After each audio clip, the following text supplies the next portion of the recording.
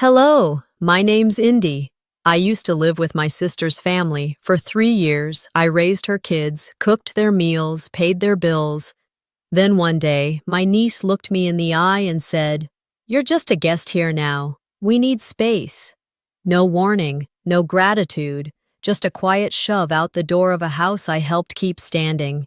They changed the locks, moved my things into the garage, said I was lucky to stay as long as I did. But what they didn't know, what they never bothered to ask, was whose name was on the deed. And what happens when the guest stops playing polite? Would you have left quietly, or made them remember you weren't so easy to forget? I stood at the edge of the kitchen, holding a plate of deviled eggs, the condensation from the plastic wrap clinging to my palms. Callista was just outside the archway, her voice bright, clear and practiced as she introduced herself to a new couple who had just arrived. Friends from her marketing job, I guessed. "And this is Indy," she said, gesturing vaguely in my direction without turning her head. "She kind of lived with us for a while. She's like family." Kind of. That was the word she used. Not my aunt, not the woman who raised me when Mom was sick, not the one who picked me up from every soccer practice for 3 years because my mom had night classes. Just kind of. It sliced sharper than I expected. The couple nodded politely and offered me a tight smile. I gave them one back, the way you do when you're acknowledged but not really included. The kind of smile you give when someone introduces you like the help. I slipped back behind the fridge and busied myself with repositioning trays on the countertop. I didn't want anyone to see the flush creeping up my neck. I wasn't embarrassed. No, that wasn't the word for it. I was something colder, numb. The house smelled like rosemary and lemon.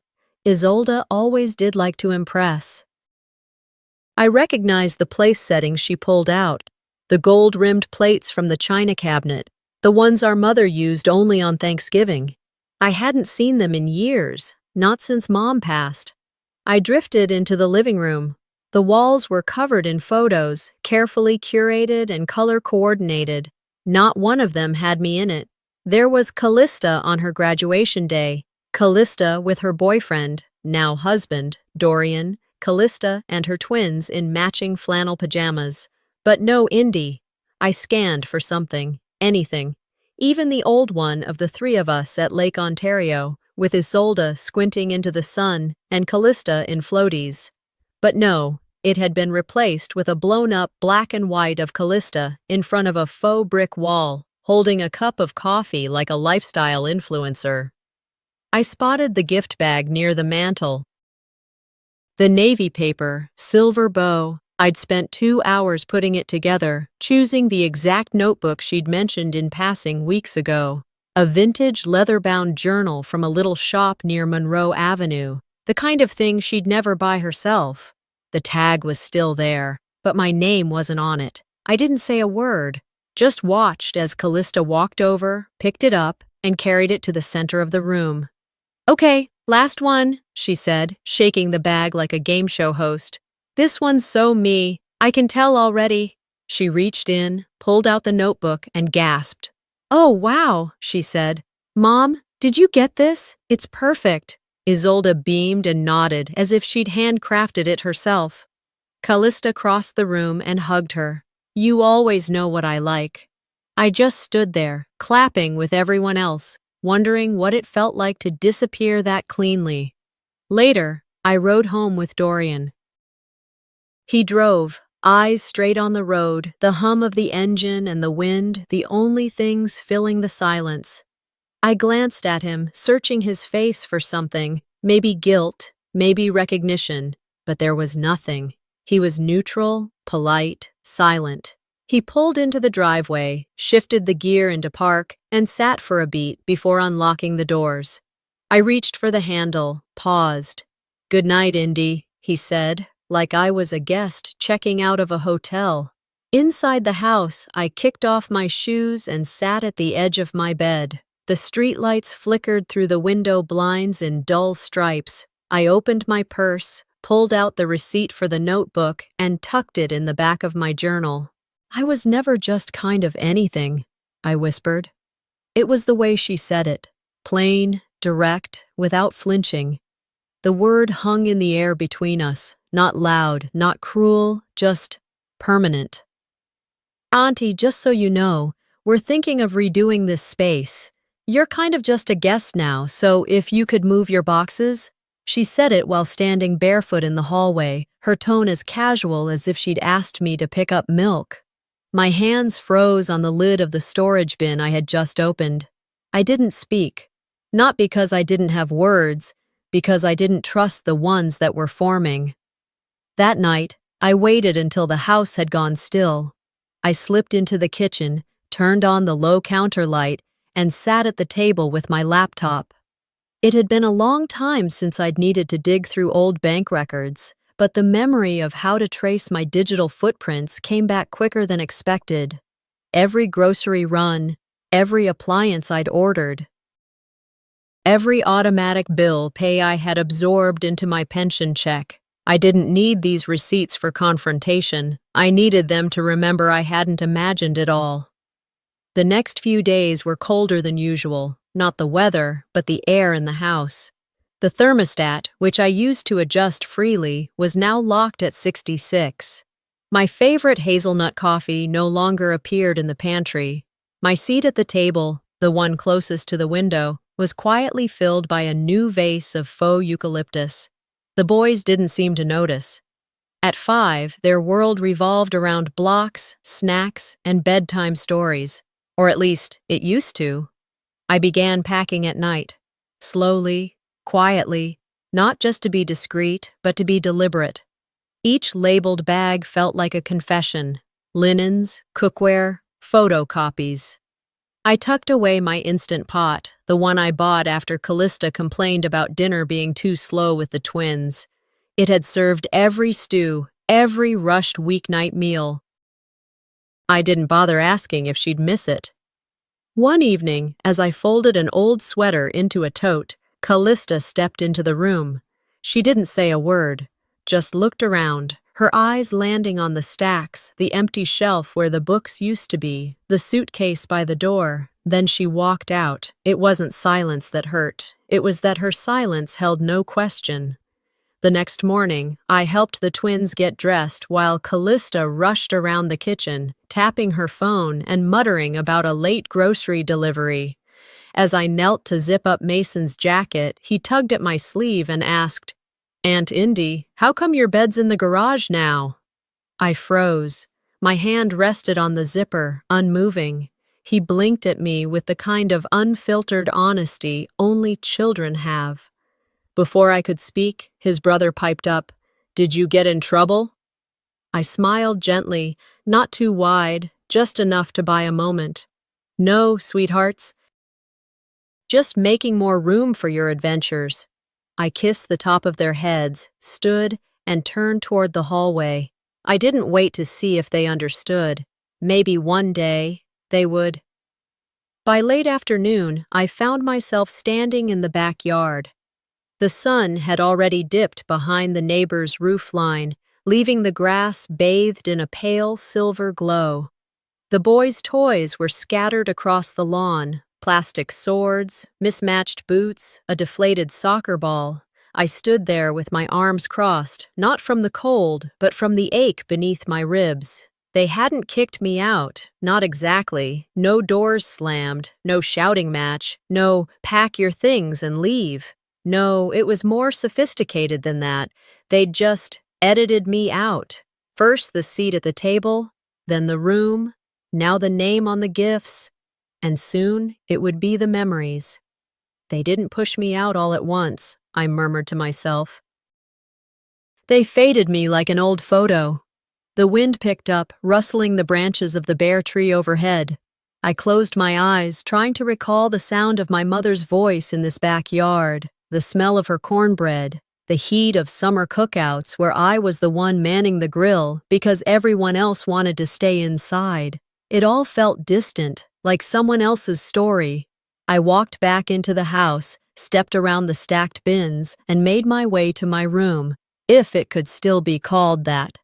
I sat on the edge of the mattress, opened my notebook, and scribbled 4 words: document, pack, duplicate, disappear. If they wanted me gone, they'd get their wish, but they wouldn't get my silence. I didn't need a public announcement. I didn't need Callista or Isolde to say it with words. I saw it everywhere, in the absence of my name, my place, my history. But if they weren't going to say it out loud, then I would, even if it was just to myself. It was a Tuesday afternoon when I noticed it.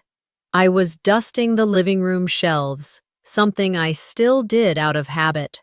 My fingers traced the edge of the fireplace mantel as I adjusted a crooked frame. That's when it hit me. The photo from Thanksgiving 3 years ago, the last one with Mom, was gone. It used to sit front and center. Isolde with her wine glass, me holding the carving knife, Callista laughing with cranberry sauce on her blouse. We weren't posed, we weren't styled, we were real. In its place now hung a glossy, oversized print of Callista, Dorian, and the twins on a ski trip. Everyone wore matching red jackets and photogenic smiles, the kind of image you pay extra for to look effortless. I stared at it for a long minute, then turned back to my dust rag.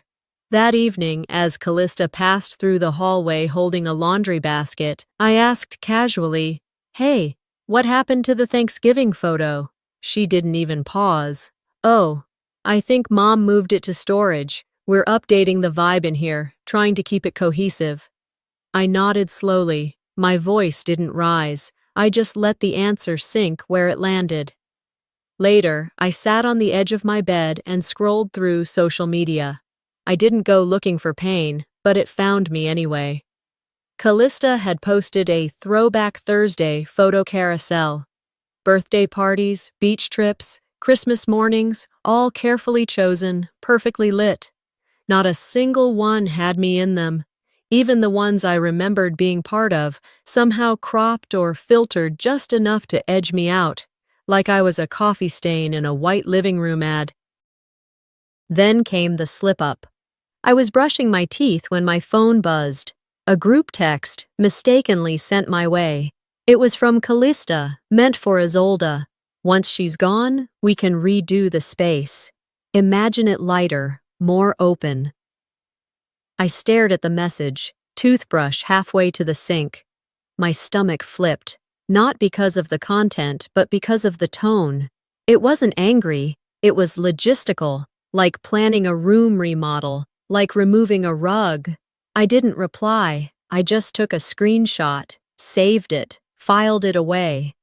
By the next morning, I was looking at my reflection differently. I wasn't angry, not in the explosive way people expect. I was narrowed, focused. There was something surgical in how I began to observe the house, the things that had changed, the traces of myself being covered or discarded. Callista had replaced the entryway mat, the one I bought at that arts fair in Syracuse, gone, swapped with a beige choir mat that read, "Grateful." Oh, the irony. The kitchen corkboard, once pinned with recipes in my handwriting, now only held flyers for community yoga and daycare schedules. I started making mental notes, then real ones. One afternoon, I took a walk. Not far, just to the nearby CVS for more printer paper. On the way back, I passed by the local elementary school. The kids were out for recess. The sounds were sharp. Squeals, laughter, soccer ball thuds against chain-link fences. A group of moms stood near the gate, sipping iced coffees, chatting about summer camp and allergy-friendly snacks. I watched them for a beat. Then I turned and walked faster. Back home, I opened a box in the closet labeled Thanksgiving 2020. It had been taped shut since the move. I slid it open, peeled back the layers, and there it was, the missing photo. The original print, not a copy, us. The last year we all felt like something close to whole. I dusted off the glass with my sleeve, stared at the image, and whispered, "You don't get to erase me this quietly." A few hours later, as twilight crept through the blinds, I framed it in a cheap black border and placed it in my room. Not on the wall, not yet. Just leaned it gently on the dresser, facing my bed. A reminder, not of what I'd lost, but of what I'd carried. I didn't sleep much after reading that letter. I placed it beside my bed, flat against the nightstand, so I'd see it first thing when I opened my eyes. And I did. Before the sun fully rose, before the coffee started percolating in the kitchen. I lay there staring at the ceiling, running over every moment, every small shift that had led us here. By mid-morning, the house had resumed its usual rhythm, Callista pacing around with her phone to her ear, the boys yelling over cereal, and Dorian fixing the leaky faucet he'd been ignoring for weeks. I stayed quiet, let them forget I was there. That's how they preferred it now, anyway. I was heading to the laundry room when I heard Isolde's voice from down the hall. She was on the phone, her tone light but edged with authority. "Yes, we finalized the estate. It's just between Callista and me. No, Indy lives here. She's fine." I stopped in my tracks. My grip on the laundry basket tightened.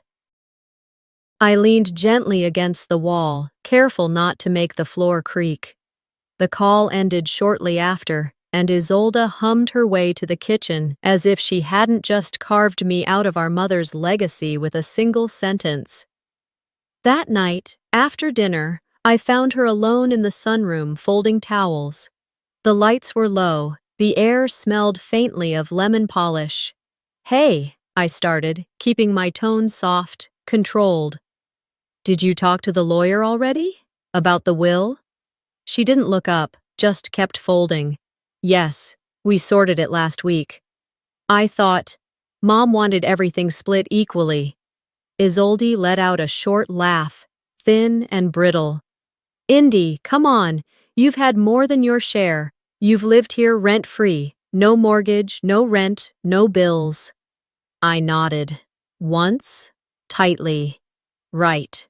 I left her with her towels and walked back to my room, barely aware of my own steps. Her words didn't sting because they were sharp. They stung because they'd been waiting to be said for years. The next afternoon, I walked to the corner store. I needed a break from the house, the walls that were beginning to feel like they were closing in. I grabbed some envelopes and a pack of printer ink. As I left the checkout counter, I heard a voice behind me. "Indy, that you, sweetheart?" I turned. Mrs. Edna, our neighbor from 2 doors down, stood with a bag of frozen peas and a look of surprise. "I thought you moved out ages ago," she said, placing her groceries on the counter. "Your sister said you were just staying temporarily after the divorce." I blinked. "What divorce?" Her smile faltered. "Oh, honey, I just assumed. Maybe I got it mixed up. I'm so sorry." I shook my head, gave a polite smile, and left before she could fumble another word. I hadn't even been married. Back at home, I stood outside on the porch, the ink and envelopes still in my plastic bag. I stared at the bench by the garden, the one I'd painted 2 summers ago. It used to be a faded gray, chipped and ignored. I'd sanded it down, stained it walnut brown, and stenciled a floral pattern across the seat. It was still there, though now partially covered by a potted plant Callista had recently added. The tag still hung from its rim. Clearance, $5.99. It hit me then. I hadn't just been forgotten. I'd been rewritten. In their version of events, I was a visitor, a temporary inconvenience. Someone who used to be something but had since overstayed her welcome. I went to my room, locked the door, and opened the drawer where I kept old paperwork. There it was. Dad, Silas, written in thick black ink across a worn folder. I pulled it out, sat on the floor, and spread the contents across the rug. There, folded in the middle, was the letter I hadn't read in years. "Indy, it began. I know you've always felt like you were in the background, but don't let them erase you. This house, no matter what they say, will always have your name on it. I didn't cry. I didn't yell. I sat still, holding that letter, letting it anchor me to something more real than the silence they tried to stuff me into.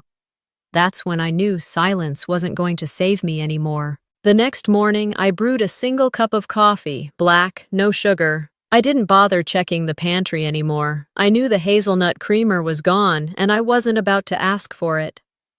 I drank it slowly, standing in the same corner of the kitchen I'd once painted myself, back when I still thought repainting a wall could change a dynamic. I spent the day quietly, no music, no conversations, just sorting, not decluttering, not spring cleaning, sorting. The kind of organizing that felt like proof of existence. I labeled folders, printed receipts, cross-checked Amazon orders from 3 years ago.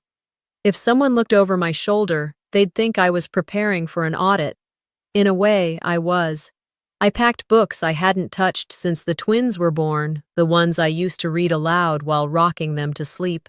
A blanket my mother crocheted. A framed photo of me with Dad at my high school graduation, one of the few he smiled in.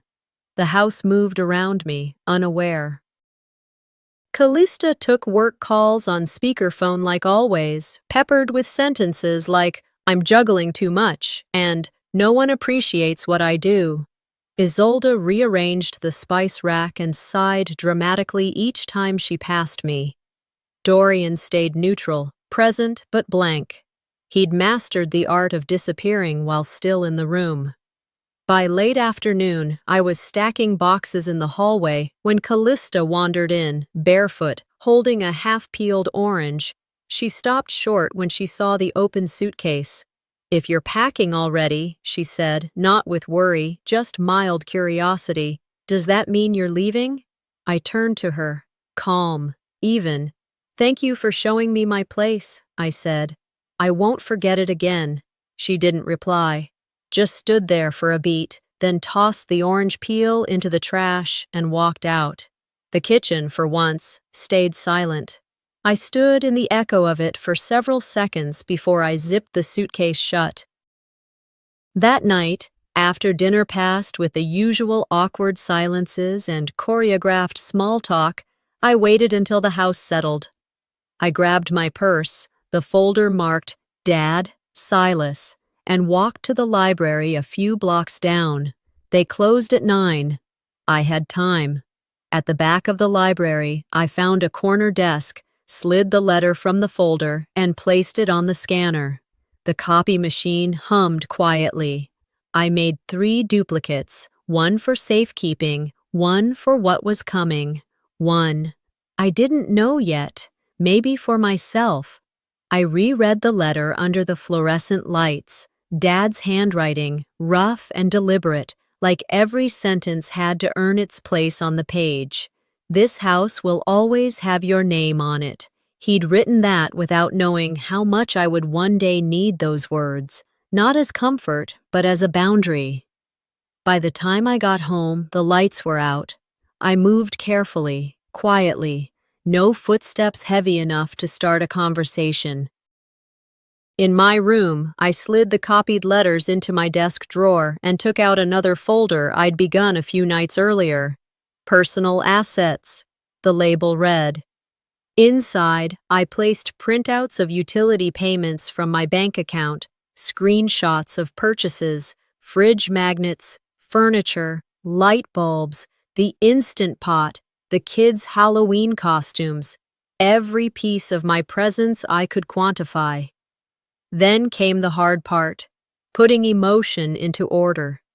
I wrote down dates, circumstances, the day I paid the daycare fee when Dorian lost his job, the time I covered Callista's emergency dental bill, the month I kept the power on because they forgot to set up autopay. None of it was about the money anymore.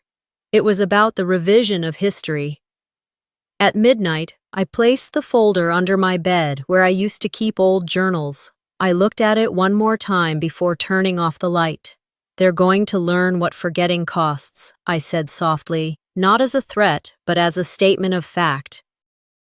And as I drifted off to sleep, I had no idea that the very next day, the first move would come from them. I didn't expect much that morning, just a simple grocery run.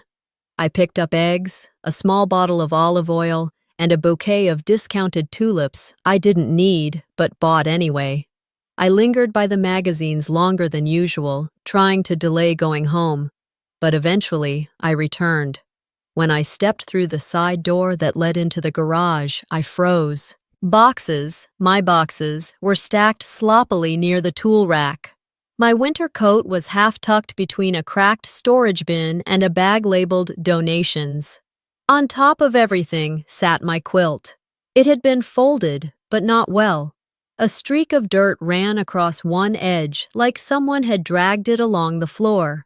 I walked over slowly, as if approaching a crime scene. The quilt had come with me from my first apartment. It wasn't beautiful, muted blues, some threads fraying, but it was mine. My mother stitched it before her arthritis made sewing impossible, and now it sat here, in the garage, like lost luggage. I opened the lid of one box, cookware, another, my novels, another, photo albums. Every item I'd stored neatly in my room now crammed into plastic bins, stacked without care. My heartbeat stayed steady. No yelling, no fists clenched, just that low, quiet current of disbelief. Callista appeared in the doorway holding a protein shake and wearing that expression that said she was already tired of whatever conversation this was about to be. "We just needed the space," she said, shrugging. "We're converting your room for Dad's back therapy setup. The twin stuff doesn't fit downstairs anymore." I stared at her. "You moved my things, without asking." She blinked. "We figured you were packing anyway." I didn't reply. I didn't nod. I just walked past her, stepped into the hallway, and went straight to the bathroom. I locked the door behind me, not because I needed privacy, but because I needed a buffer between myself and what restraint was left in me. Later that evening, around 6, I came home from a walk. The sun was slipping behind the trees, casting a sharp gold light through the branches. I reached into my coat pocket for my key, pushed it into the front door, and nothing. It didn't turn.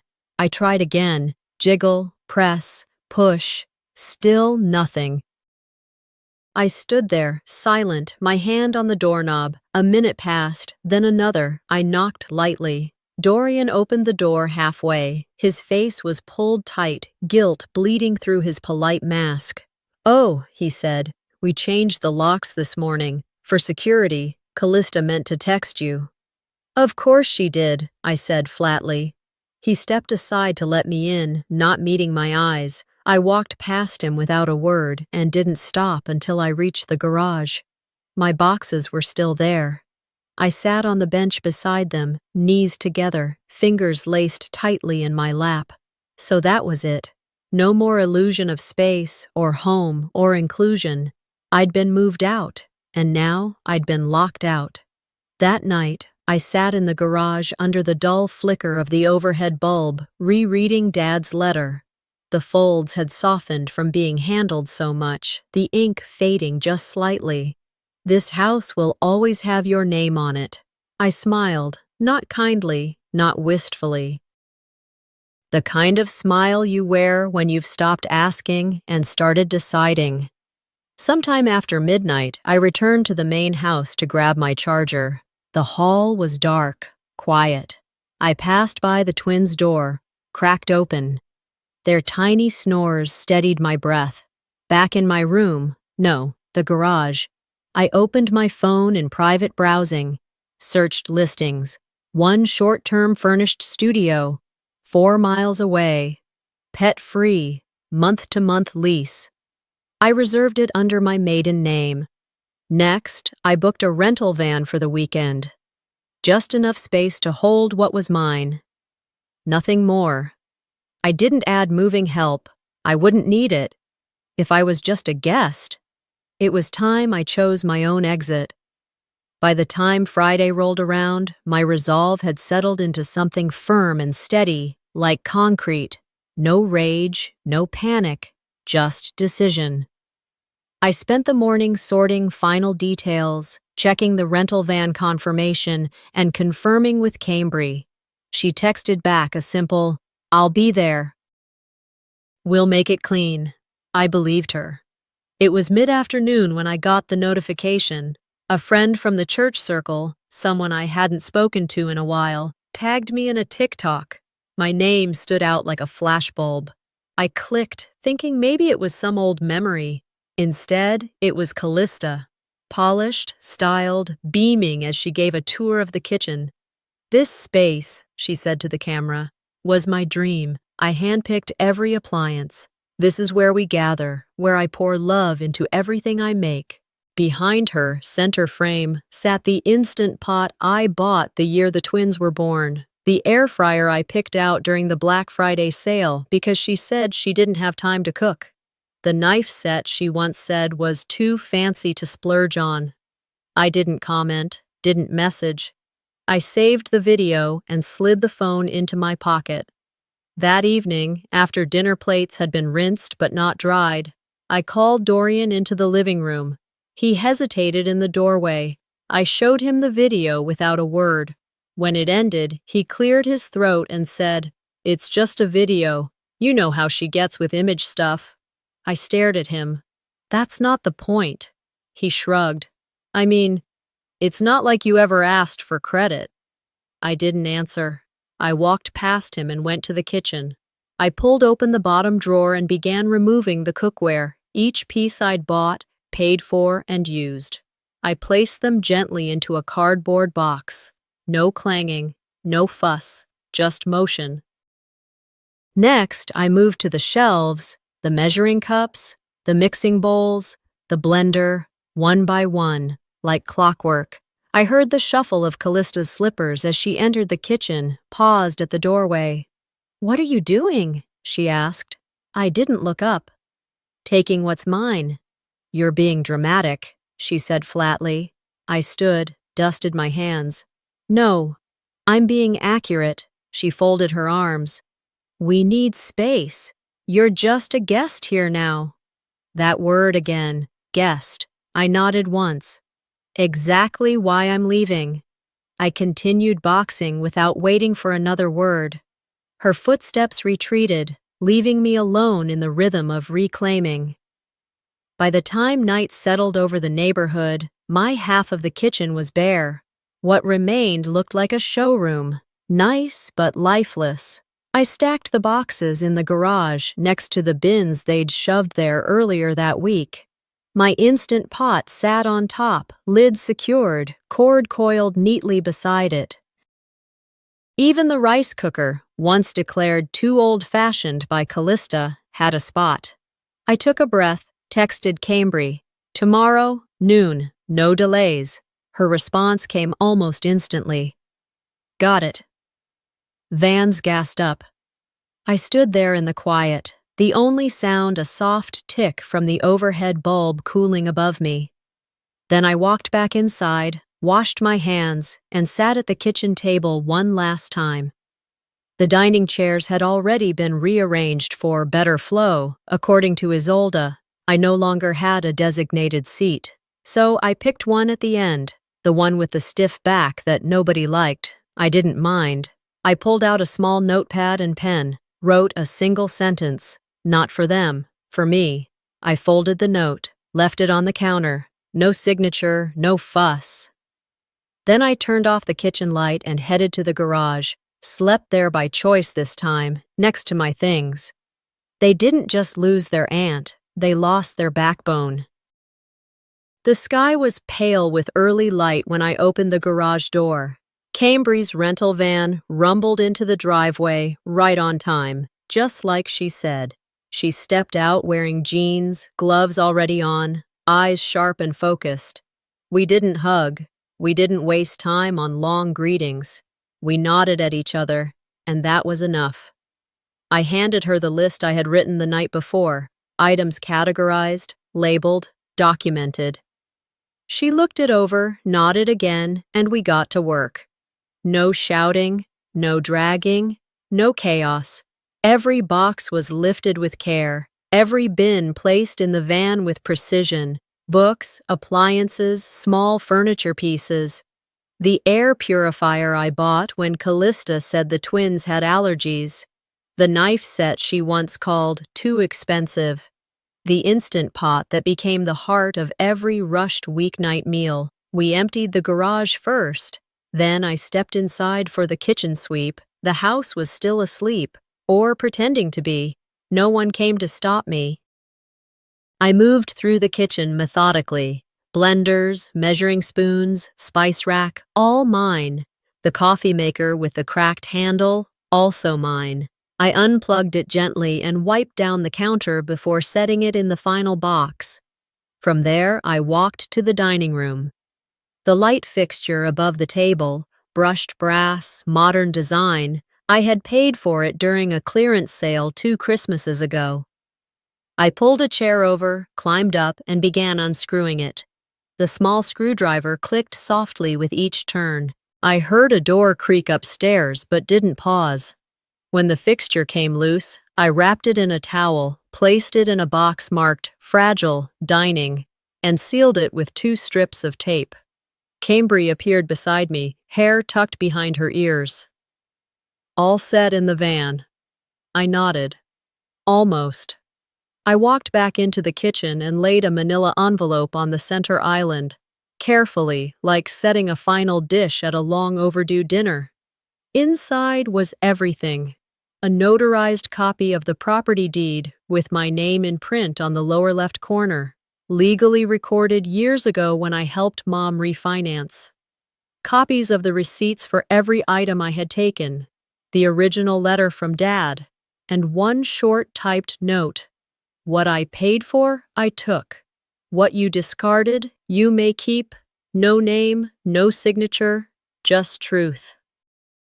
I stepped back, took one last look around the room where I had spent hundreds of hours, pouring coffee, comforting kids, standing at the sink while everyone else disappeared into their own lives. And then I walked out. Cambry opened the van's passenger side door. I climbed in without a word. She shifted into gear and eased the van forward. I didn't look back at first, but when we reached the end of the driveway, I turned my head. The front door was now open.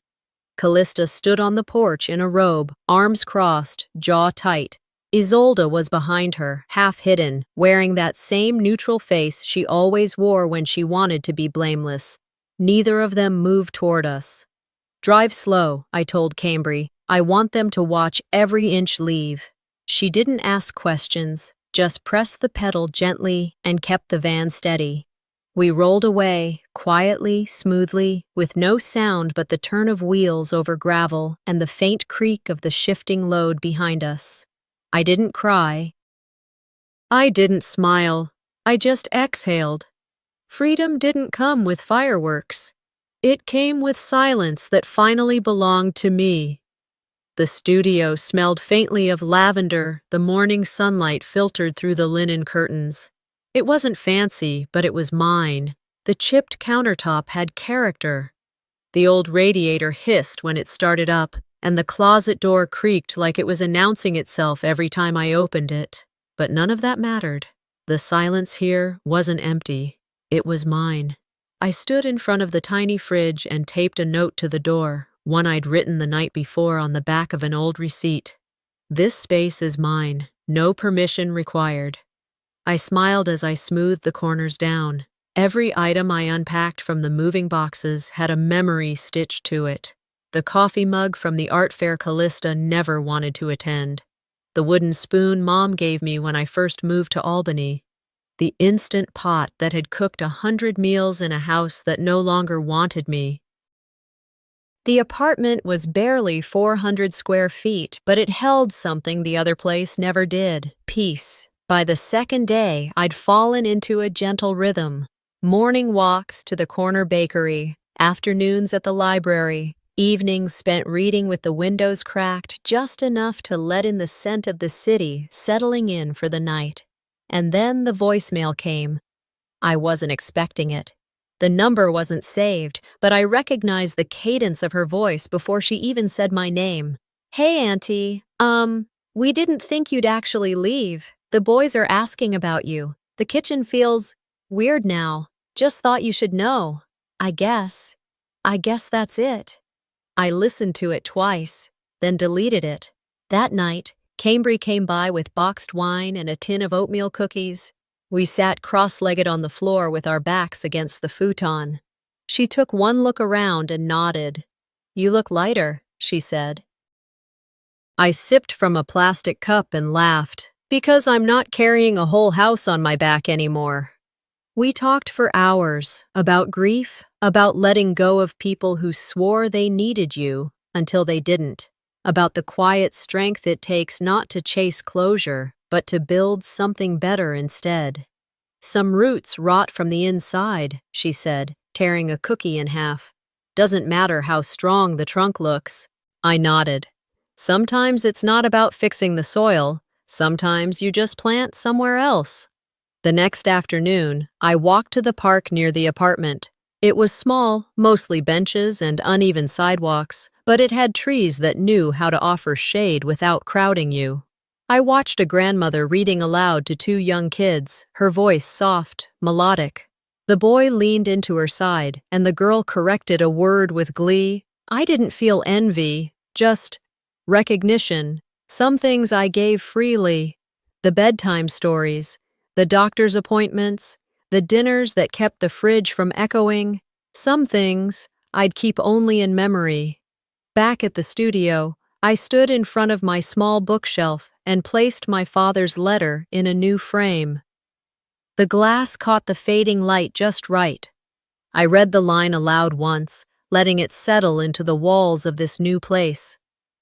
This house will always have your name on it. It didn't have to mean the building anymore. It meant the life I built.